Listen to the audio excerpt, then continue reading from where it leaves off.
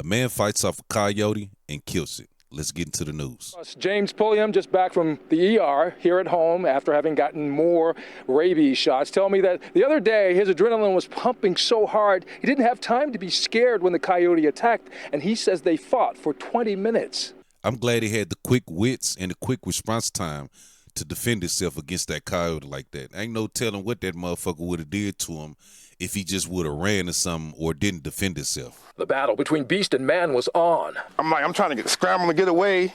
James Pulliam, a 24-year-old, 6'1", 175-pound former athlete versus this wild coyote. The two coming face-to-face Friday evening when James stepped outside to have a smoke here at the Bernie Blessings Apartments on Somerset Drive in Roxborough. You know how hungry or desperate that coyote had to be to attack somebody that tall? Wild animal creeped out of these woods and charged on James. Then I fell, crawled through this little patch right here. I'm throwing rocks and grass, everything I can. Traced his steps Monday by walking us through exactly what, where, and how it all went down. I pinned him down and put my knee on his throat. I had to rip my hand out of his mouth.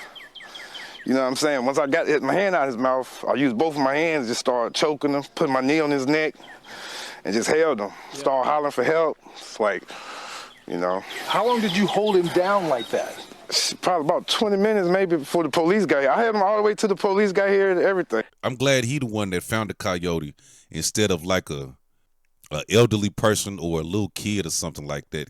No little kid or elderly person is going to be able to fight off this coyote for 20 minutes and survive. With multiple bite wounds on his hand and arms, he was rushed to the hospital for treatment, including antibiotics and rabies shots. Coyotes, of course, are no strangers to North Carolina, especially this time of year during springtime birthing season when wildlife experts say the animals are on the hunt to feed and protect their pups. So how do you feel now about safety? I am scared to death. Barbara Featherstone, who snapped this photo of the coyote's remains, says she and her neighbors, including many elderly women here, have armed themselves with practically everything from mace to makeshift weapons just in case another wild animal decides to attack. If something grab at me, I'm going to hit him. I'm going to hit him on the nose first, then I'm going to beat him to death with this.